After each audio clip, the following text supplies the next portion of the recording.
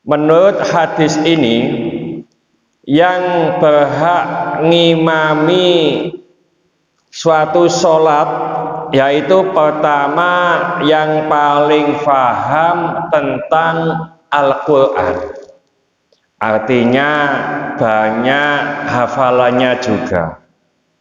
Tapi kalau ada beberapa orang yang hafalannya atau kemampuannya sama dalam memahami Al-Quran, maka dipilih yang lebih memahami hadis atau sunnah.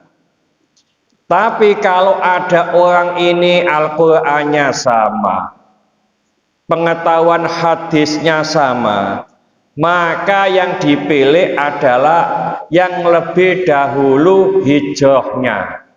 Nduk kene gak ono hijrah, Pak.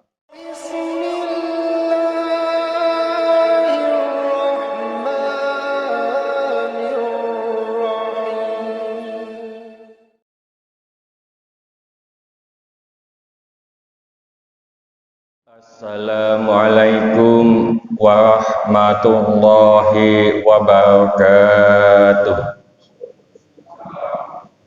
Ila hadratin Nabi Mustafa sallallahu alaihi wasallam wa ila jami' ikhwanihi minal anbiya'i wal mursalin wal awliya wa syuhada wa salihin was sahabati wat tabi'in wal ulama'i wal amilin wal musannifin wal mukhlisin wa ila jami'il mujahidin fi sabilillahil malaikati muqarrabin, khususan ila Sayyidina Syekh Abdul Qadir Jilani wa bil khusus Syekh Ibnu Hajar Al-Asqalani. Al-Fatihah.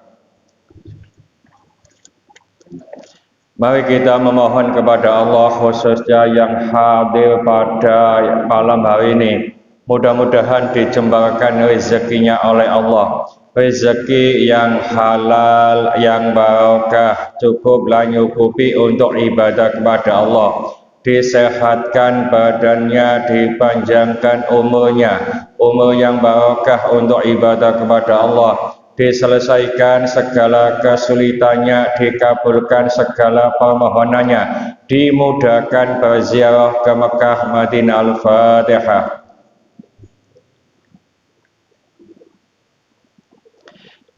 Mari kita doakan saudara-saudara kita yang pada malam hari ini belum dapat bergabung dengan kita, entah karena sakit, mudah-mudahan Allah memberikan cepat kesembuhan, entah karena sibuk, mudah-mudahan Allah memberikan keluangan waktu sehingga minggu-minggu berikutnya bisa bergabung dengan kita. Kita bacakan Fatihah untuk jamaah kita yang pernah sholat di musola ini, yang telah meninggalkan kita semuanya. Mudah-mudahan Allah menerima segala amal ibadahnya. Mudah-mudahan Allah mengampuni segala kesalahan dan dosa-dosanya. Dan mudah-mudahan Allah menempatkan ia di tempat yang mulia di sisinya. Al-Fatihah. Bismillahirrahmanirrahim.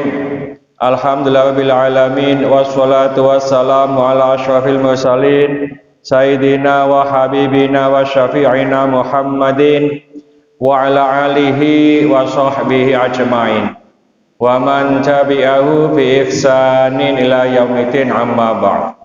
Bapak-bapak, ibu-ibu jamaah mushola Al-Hikmah rahimakumullah, mari kita lanjutkan kajian kita di kitab Bulughul Maram.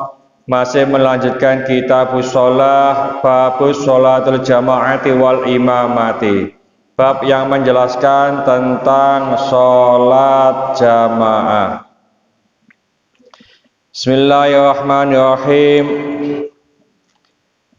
Hadis yang ke-13, wa ani bani Mas'udin radhiyallahu anhu qala, dari Ibnu Mas'ud, mudah-mudahan Allah meridhoinya, ia berkata, qala Rasulullah sallallahu alaihi wasallam, Rasulullah sallallahu alaihi wasallam bersabda, ya ummul qauma aqra'uhum li kitabillahi ta'ala, yang mengimami suatu kaum yaitu orang yang paling faham tentang Al-Quran, artinya juga paling banyak hafalannya. Fa in kanu fil qiraati sawaan, maka jika apabila dalam memahami atau menghafal Al-Quran itu sama, fa'lamuhum bisunnati, maka yang lebih tahu, lebih kenal tentang sunnah. Fa in kanu fi sunnati sawaan, maka jika dalam memahami sunnah itu sama, fa aqdamuhum hijratan, maka yang terlebih dahulu di antara mereka hijrahnya. Fa in kanu fil hijrati sawaan, maka jika mereka hijrahnya itu sama, fa aqdamuhum silman, maka yang dipilih adalah yang lebih dahulu masuk Islam. Wa fi riwayatin, dan dalam riwayat yang lain, sinan, yaitu tuanya.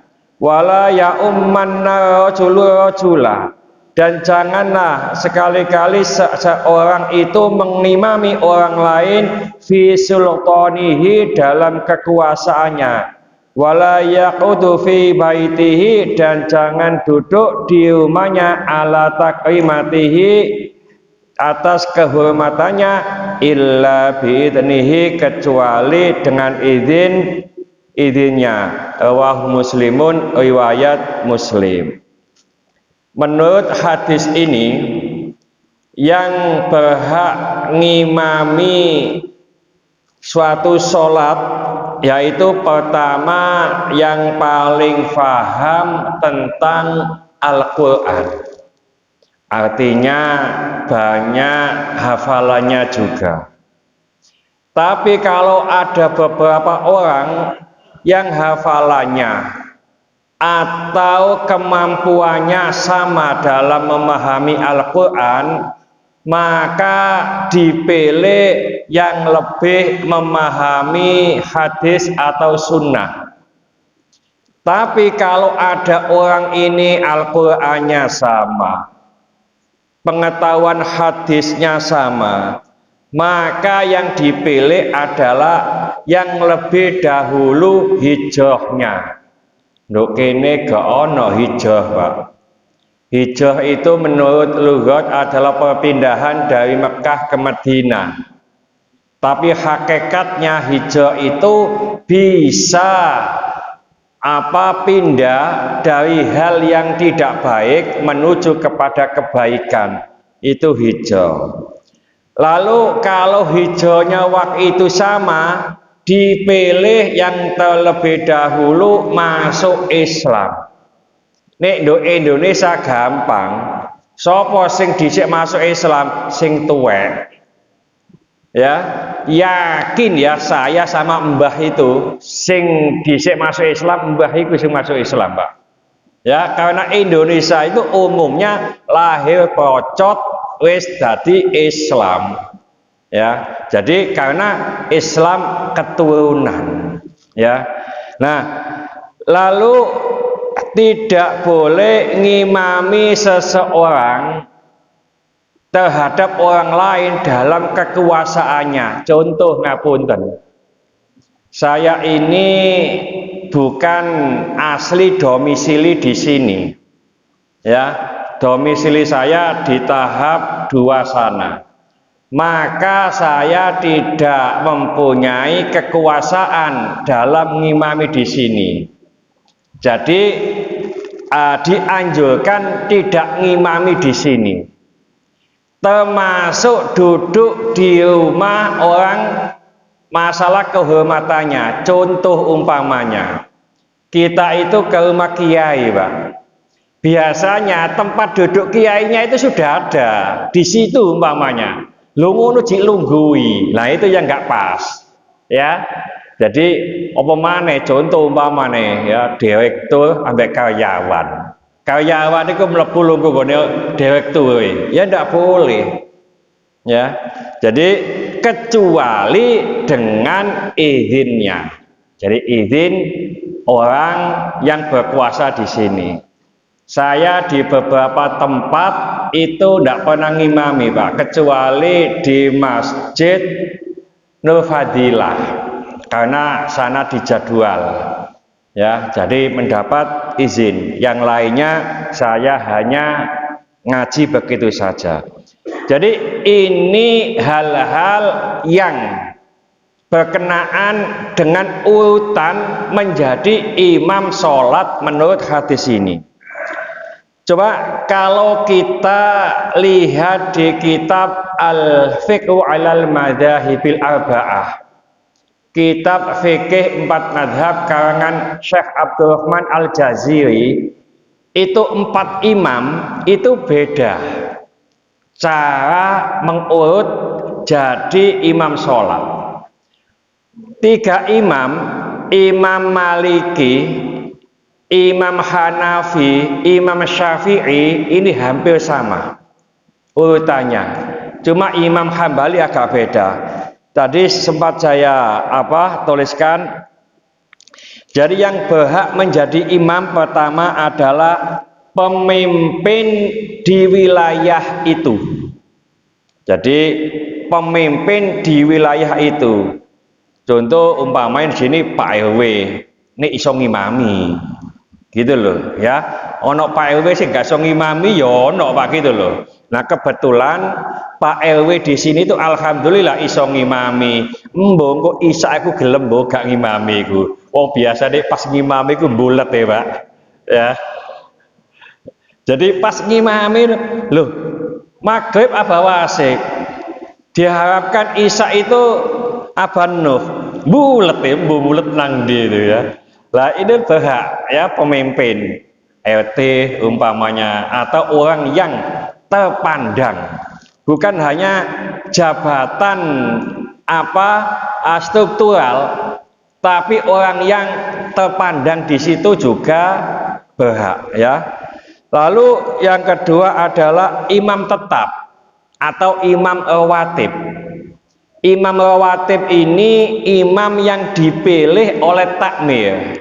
Contoh umpamanya ngapunten, maghrib sopo, isya sopo, dino Senin sopo, umpamane kalau ada imamnya 4 umpamanya, ya nanti diatur, karena imam rawatib itu lebih berhak ngapunten dari ketua takmir. Jadi ketua takmir itu masih kalah dengan imam rawatib. Nah kalau imam rawatibnya tidak ada, itu yang berhak adalah ketua takmir, umpamanya menunjuk siapa ya. Jadi imam tetaplah, dan di mana-mana itu ditulis kalau di Al-Akbar itu mari ngimami ati absen Pak. Nduk ini ati absen enggak ini ya? Mbok ati kok di absen yang nopo ngono gua. Ya, ngimami maghrib absen, isya absen, mungkin di total ngono bae sak wulan berapa gitu mungkin. Ini gak ada absen nih. Ya makane sing kon ngimami isya itu bulat ya pokoknya gak absen nih iki mungkin. Ya, ngapunten Pak RW, guyon-guyon tapi temenan nih. Siapa? 50.000. Wah cocok ini. Pokoknya 5 balik waktu 50 ya Pak. Ya, di sini 100 ini ya. Jadi minggu depan 105 nanti. Ya tambah 5 ya. Ya memang di beberapa instansi biasanya itu ada imam tetap, tapi pada umumnya kalau di luar instansi itu ya lillahi ta'ala ya. Jadi lillahi ngono kadang-kadang sing ngomong ngimami ya bulet ya. Yang ketiga adalah faqih.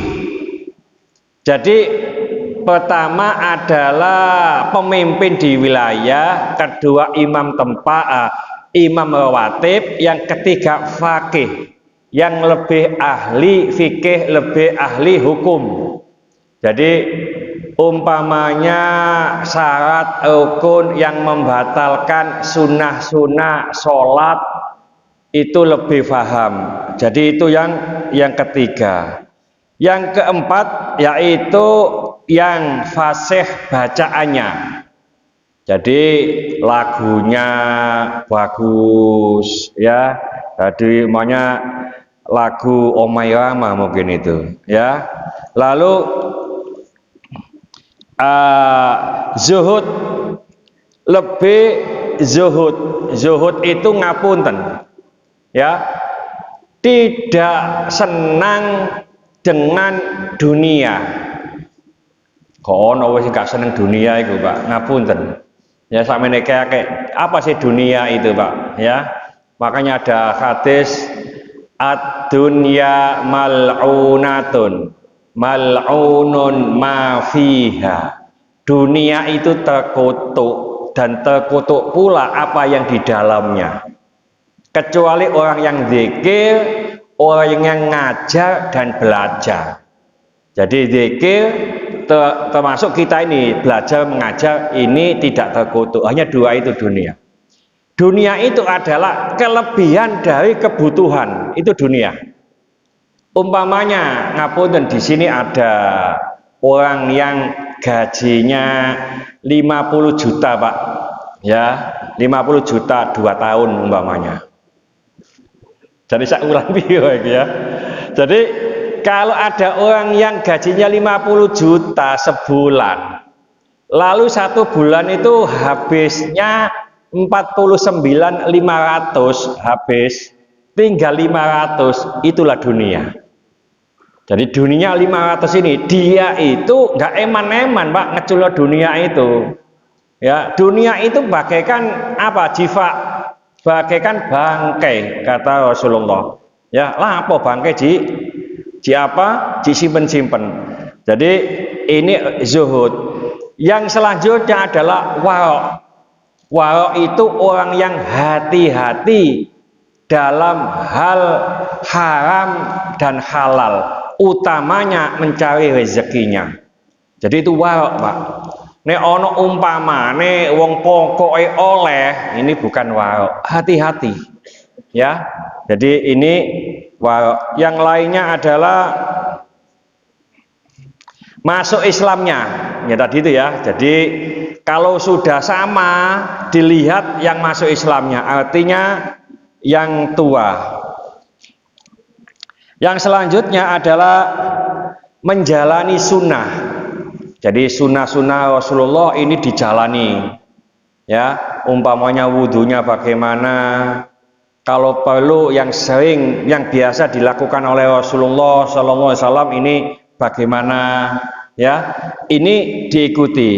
Lalu keturunannya. Nah setelah itu semuanya itu kalau sama keturunannya, ini keturunan apa, kiai atau orang terhormat, ini keturunan biasa. Kalau memang sama tadi dipilih yang keturunan orang baik-baik. Lalu akhlaknya, ngapunten, tindak tanduknya. Ono wong sing sering ngimami, ngapunten nang dindi lho Pak, katokan ndek. Ya, katokan pendek gitu loh umpamanya. Ya ndak apa-apa main bal-balan ya katokan pendek. Tapi itu kan apa? Buka aurat umpamanya. Ini juga kurang baik, ya. Jadi termasuk tadi yang menjalankan sunnah, diantaranya sing duwe jenggot. Oh, saya duwe jenggot ya Pak, ya. Sebenarnya sunnah itu bukan jenggot tok gitu loh ya. Jadi nggak ditunjukkan begitu.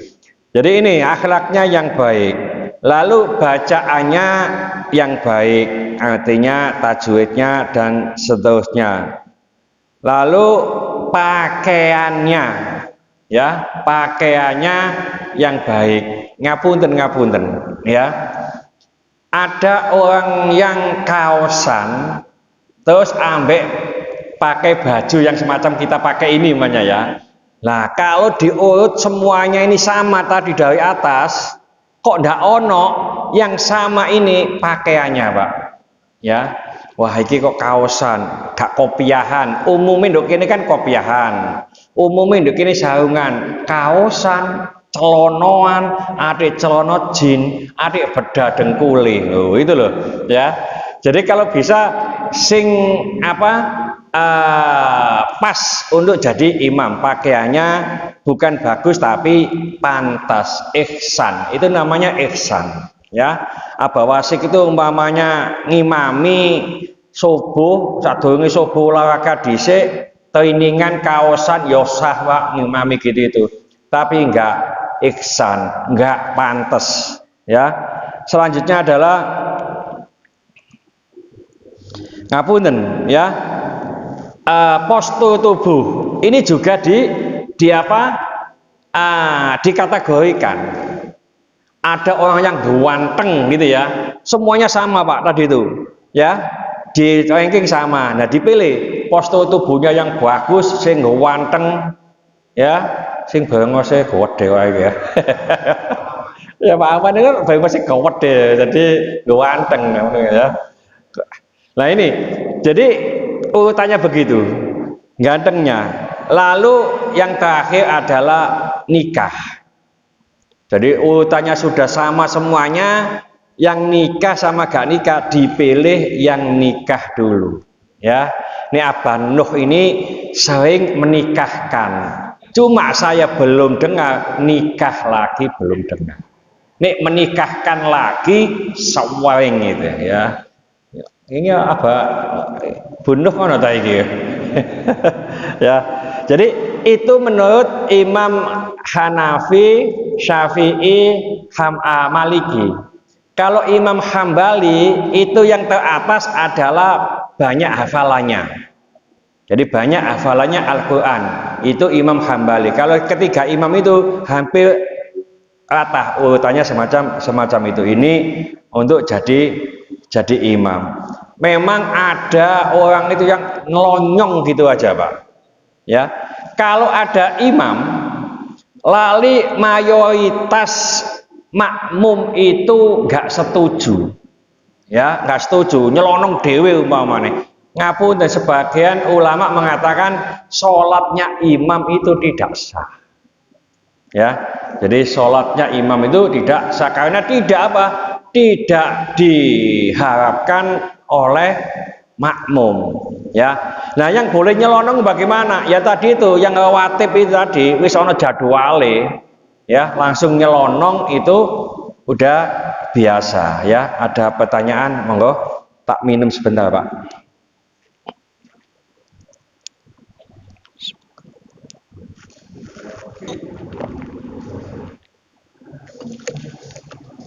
Alhamdulillah. Ini masalah imam. Jadi tidak anggap semua orang itu bisa jadi imam. Ya.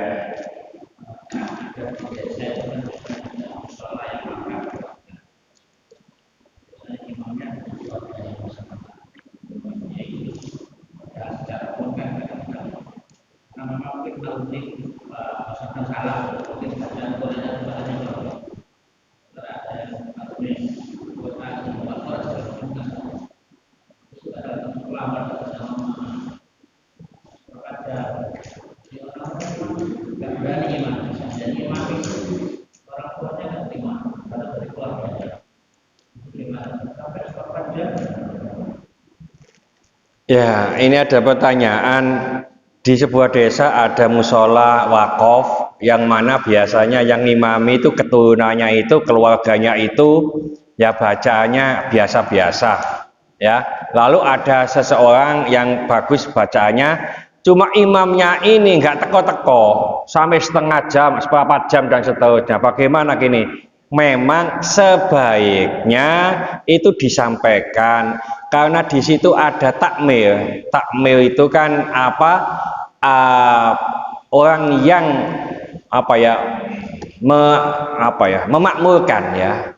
Takmir itu orang yang memakmurkan musola itu. Disampaikan bagaimana kalau semacam itu diisi orang lain, boleh enggak gitu?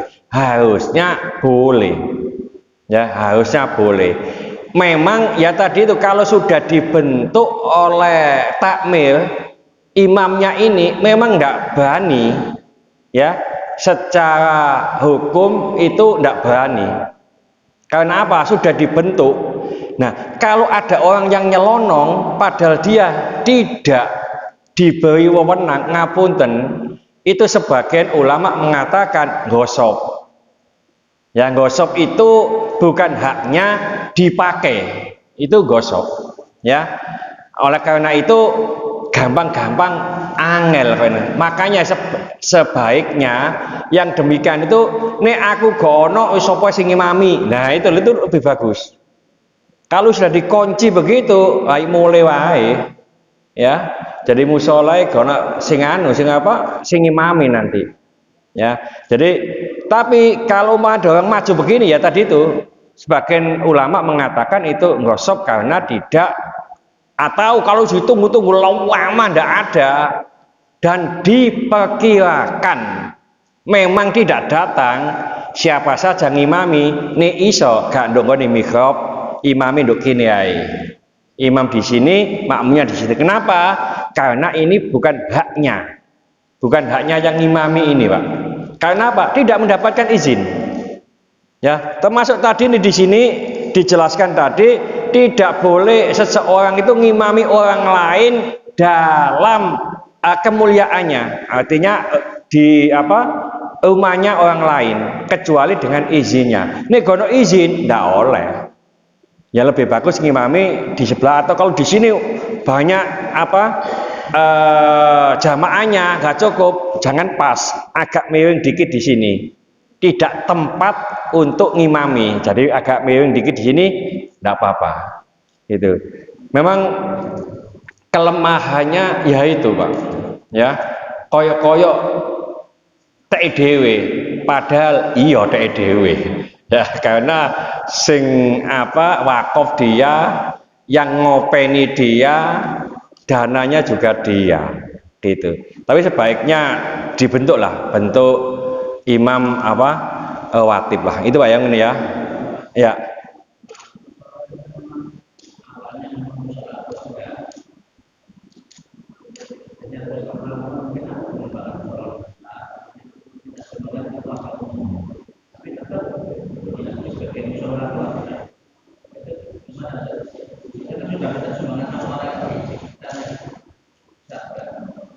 Ya, jadi memang pertama wakaf keluarga, lalu pengembangannya itu kan tidak keluarga, tapi dimintakan apa donatur dari yang lain atau warga setempat ya. Ya harusnya tetap membuka diri keluarga ini tidak serta-merta menguasainya. Tidak serta-merta menguasainya. Contoh kalau di musola abahnya mbah saya itu ya, musola Kiai Ahmad Wirai, itu keturunan aslinya itu jauh-jauh, jadi sing imami nduk kono ku ya tonggo-tonggo. Karena apa? Karena keturunan yang asli-aslinya itu jauh, termasuk saya juga jauh dari sana ya. Jadi kita sampaikan tetap namanya saja ya, karena beliau yang wakaf, tapi pengelolaannya orang banyak ya, tidak dikuasai sendiri ya. Nama bolehlah kita menguasainya ya. Jadi karena semuanya itu ditangani oleh orang banyak, termasuk apa dana ya. Ada lagi mungkin ya. Kalau kita misalnya ke Indah itu kan sudah jelas di situ, memang biasanya ada karyawan yang biasanya jadi misalnya kalau kita ke tempat-tempat yang umum lainnya, misalnya itu kan masing-masing individu kan tidak tahu kriterianya seperti itu. Rata-rata yang di sana kan ya pasti pakai celana, tidak pakai toga. Ini ada pertanyaan. Jadi umpamanya kalau kita di tempat umum seperti di depo bangunan ya, depo bangunan, itu kita kalau sholat itu kan memang di sana tidak ada imam rawatibnya, Pak. Saya yakin tidak ada imam rawatibnya, termasuk di Indah Bordeaux tadi yang saya bangun ya, itu juga tidak ada imam rawatibnya. Lalu kita itu sholat berjamaah di situ. Cara memimpin imam, cara memilih imam bagaimana? Ya nggak usah disebutkan ini waktu si tes gitu, wangel lah nanti. Cik sampean hafalannya apa wae? Ya umpamane nggak usah gitu. Sing pantes. Ya umpamane, wah kok sawangane rada tuwek iki. jenggote kok putih, ada kopiahan, monggo, umpamane begitu, gitu aja. Hampir semuanya saungan, ya. Terus ini kok nom, ya milih sing tuwek, gitu loh. Nek sing tuwek, boten kula jenengan mau, boten. Berarti sing tuwek iki gak paham atau sing tuwek iki gak ngerti apa agama, sing nom dicono. Kita jadi saling apa itu toleransi, ya. Nggak ada ngene, saya jadi imam, ya itu repot nanti. Ya, ini ada kejadian gini Pak. Jadi imam juga harus paham. Pertama, waktu itu saya sholat dekat Uinsa 2 sana Pak. Apa perumahan apa sana itu ya? Pondok Chandra. Nah, sebelum flyover ini ada masjid. Nah, saya jemput anak itu agak terlambat maghrib. Ya, agak terlambat maghrib. Ada orang sholat agak sepuh gitu. Saya anggap itu ustadz lah, ya, karena telat ya maghrib. Hampir isya bunyi anunya, ya. Terus ada santrinya 2. Saya sholat ikut. Ngapunten Pak. Maghrib itu yang dibaca itu wadduha. Ya, ini nggak pas karena apa? Waktunya ini sudah mepet. Ya, terus gerakannya lambat. Ya, nah ini harus bisa menyesuaikan. Kalau ini waktunya enggak pas ya pulhu gitu aja. Terus gerakannya enggak pendek-pendek, enggak panjang-panjang begitu. Ya, jadi hampir isya itu harus juga paham. Itu juga tajawil ustadznya tadi itu ya enggak maju, sing belakang tajawil 2 yoga apa? Gak mundur, ya jadi panjang sana. Ya, mulai gini, wah aku ini sholat gak khusuk mulia nih, ya ini supir itu harus tahu lah, ya. Ini umpamane kok waktunya orang dikit, yo kasih dikit no didik Pak gitu loh, ya, gak lambat-lambatan gitu, ya. Saya baca lagi. Bismillahirrahmanirrahim. Walibni Majah bin hadithin Jabirin radhiyallahu anhu. Menurut Ibnu Majah dari hadis Jabir, mudah-mudahan Allah meridhoinya, wala ta'umman ra'atun rajulan, dan janganlah sekali-kali seorang wanita ngimami laki-laki, wala a'rabiyun muhajiron, dan termasuk orang yang Arab dusun Badui itu ngimami orang yang berhijrah, wala fajirun mukminan, dan juga jangan menjadi imam orang yang jahat kepada orang yang mukmin. Ini begini, kemarin sudah saya sampaikan, laki-laki ngimami laki-laki, ngimami wanita, ngimami banci, ngimami anak-anak. Urutannya begitu. Lalu wanita hanya boleh ngimami wanita. Wanita hanya boleh ngimami wanita. Jadi di sini dilarang wanita ngimami laki-laki. Ngono ku ndok Amerika iku kalau delok YouTube ono Pak wedok ngimami Jumatan. Ya, ngimami Jumatan wong lanang. Apakah sah? Enggak sah. Ya, menurut fikih mazhab apapun tidak sah. Ya, termasuk ngapunten ar-rijalu qawwamuna 'alan nisa. Ya, laki-laki itu lebih kuat atau laki-laki itu pemimpin dari wanita. Maksudnya lebih khusus itu untuk sholat ini. Nah, kalau gitu Gubernur Jawa Timur kok wedok Pak? Ya, pemimpin kok wedok itu. Lah, gak ar-rijalu qawwamuna 'alan nisa. Lah itu beda.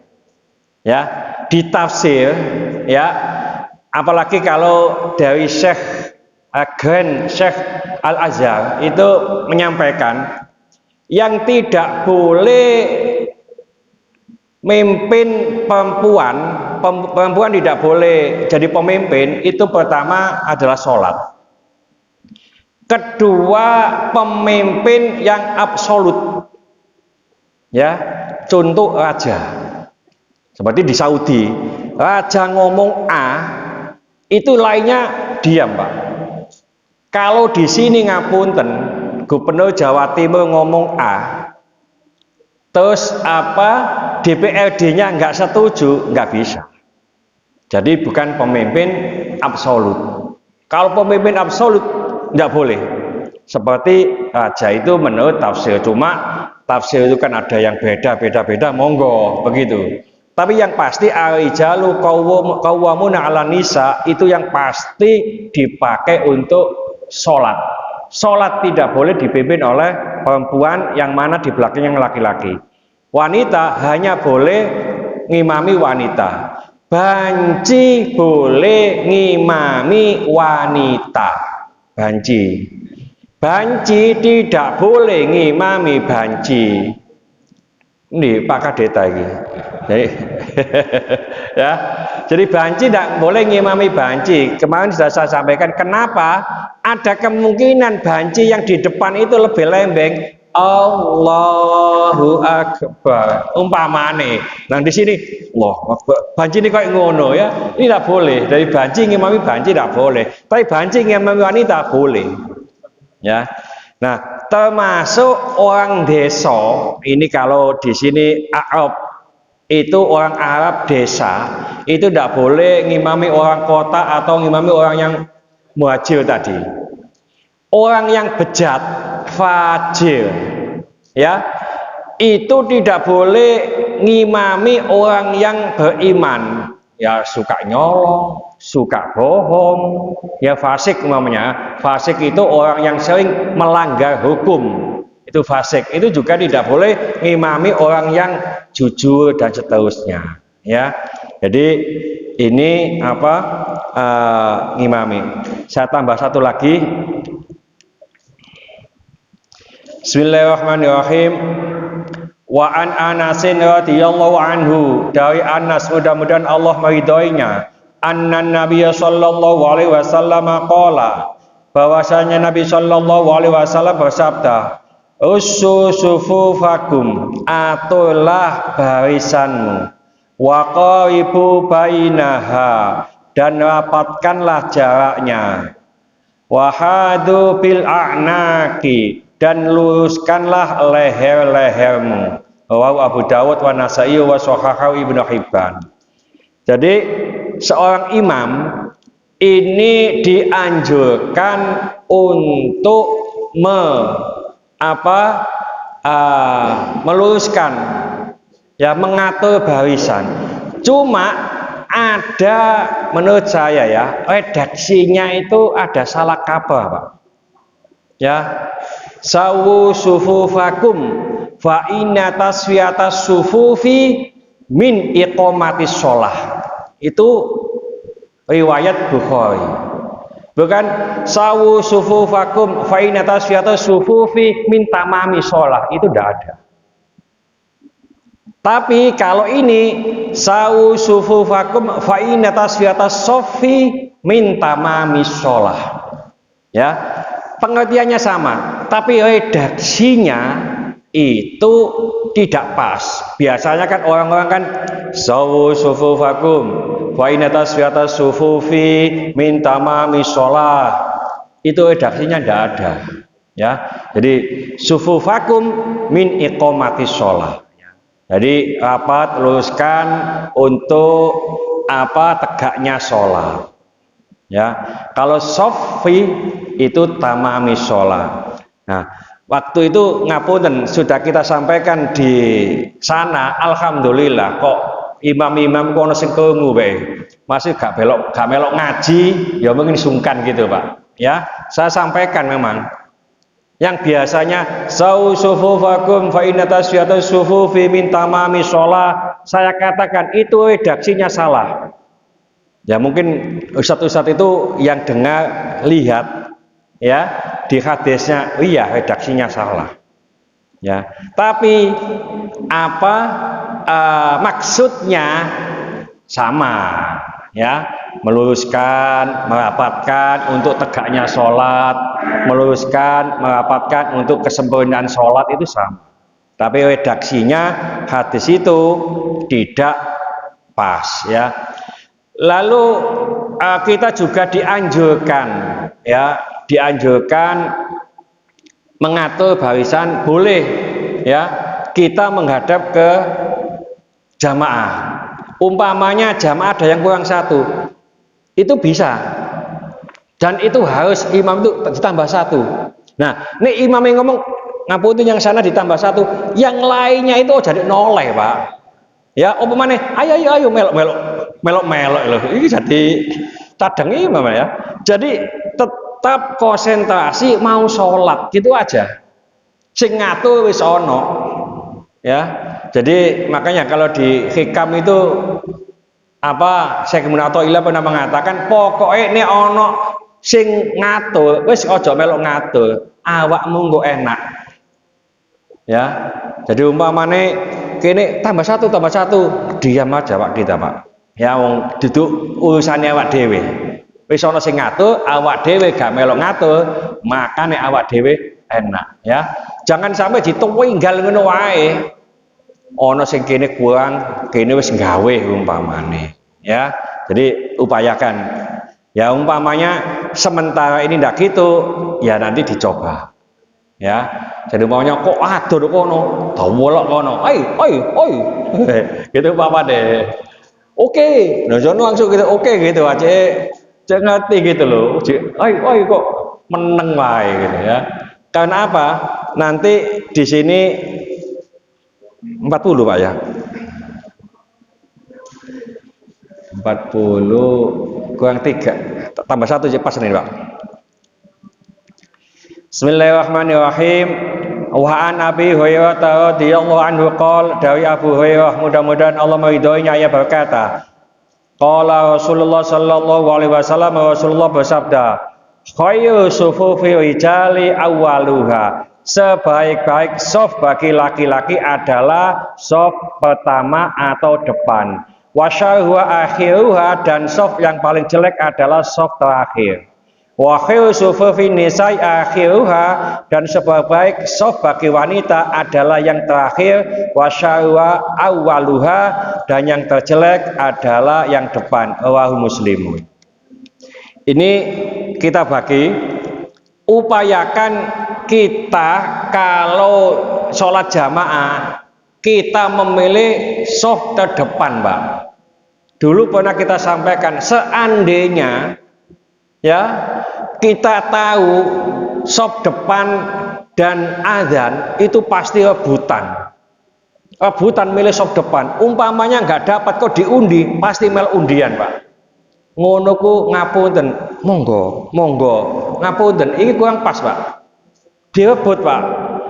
Ibadah itu direbut, kecuali imamnya nduk kene was ibadah iki aku ngebut iki, oh gak ngene dong, duduk hae utawa pantes-pantese aku iki gak pantes nek imame salah gak iso betul ya aja nungguin imam ya. Jadi penisi dikit lah, shaf pertama ya, utama shaf yang sebelah kanan. Nah, shaf paling jelek bagi laki-laki yang paling belakang. Ibu-ibu shaf paling baik itu shaf paling belakang, paling jelek paling depan. Lah gini tuh jangan dimaknai secara tekstual. Ngapunten, ada suatu golongan Pak, ibu-ibu itu kalau datang itu di shaf yang terakhir dulu. Shaf terakhir, ibu-ibu datang lagi shaf depannya, datang lagi shaf depannya. Bukan begitu maksudnya. Ini sudah betul, ini shaf depan, ini shaf belakang untuk ibu-ibu. Nah, ibu-ibu datang, yo pilih yang depan, ya, bukan yang di belakang sana. Kenapa? Nanti ibu-ibu yang di belakang sudah penuh sholat ya, yang baru datang di depannya nanti. Depannya orang sholat, ya. Ini sudah bagus, karena shaf laki-laki di depan, shaf ibu-ibu di belakang. Nah, sudah di belakang ini tidak milih yang paling belakang. Ya, nah bapak-bapak shaf paling depan. Nah kita upayakan kita pilih nanti. Nah ini kan panjang Pak. Insya Allah kita masih banyak kesempatan memilih shaf pertama. Ya, umpamane nek apa shaf itu di kapling itu tidak boleh. Ya. Jadi umpamanya dikasih sajadah dulu, ini shaf saya, ini tidak boleh, kecuali imam. Ya, imam itu boleh ngapling, Pak. Biasanya ibu-ibu ngapunten, nek posoan gitu ya. Posoan ini mau maghrib cek ngapling dhisik ya, engko isa digoni, tibake ngapunten ya. Pas waktu buka mangan ujak kepedesan wis gak iso nang nggone masjid, nang nggone kamar mandi ae. Terus tibake nang ndi Bu? Iki lho wong iki durung teko, tapi sajadah wis nduk kene, wis teko iki. Ya, nah, kalau bisa nggak usah di coupling, ya. Jadi mana saja boleh. Nah, biasanya ya kalau saya di sana itu coupling saya itu di belakang imam, tapi tidak ada sajadahnya. Sing teko dhisik monggo. Nah, ternyata nggak ono sing teko dhisik, jadi ya saya itu jadi couplingan saya. Sajangi siapa saja monggo datang duluan, tidak ada masalah, ya. Ini tinggal 2-3 menit ya. Supaya bisa monggo dimakan Pak yang sudah dapat habis Pak Yusuf jos pokoknya harus dihabiskan dulu ya, itu insya Allah ada keberkahannya ya. Mudah-mudahan sedikit ini dibarengi hidayah oleh Allah Subhanahu wa taala. Mudah-mudahan segala hajat kita dikabulkan Allah, segala kesulitan kita dibantu oleh Allah. Mudah-mudahan anak-anak kita menjadi anak soleh solehah, taat kepada Allah, patuh dan nurut kepada kedua orang tua. Terima kasih keturunan, mudah-mudahan Allah berikan keturunan yang soleh solehah. Terima kasih jodoh, mudah-mudahan Allah berikan jodoh yang soleh solehah. Mudah-mudahan di antara kita, keluarga kita, handetolan kita, tetangga-tetangga kita yang saat ini sedang sakit baik di rumah sakit maupun di kediaman, mudah-mudahan Allah cepat mengangkat penyakitnya, menyembuhkan penyakitnya, dan mudah-mudahan Allah memberikan kesabaran kepada yang sakit, dan dengan kesabaran ini mudah-mudahan Allah mengangkat seluruh dosa-dosanya, dan mudah-mudahan Allah mengampuni dosa-dosanya orang yang mendolimi kita. Al-Fatihah. Bismillahirrahmanirrahim. Wal asri innal insana lafi khusrin illa alladziina amanu wa 'amilus solihati wa tawassaw bil haqqi wa tawassaw bis sabr. Subhanaka wa bihamdika asyhadu an la ilaha illa anta astaghfiruka wa atubu ilaik. Wassalamu alaikum warahmatullahi wabarakatuh.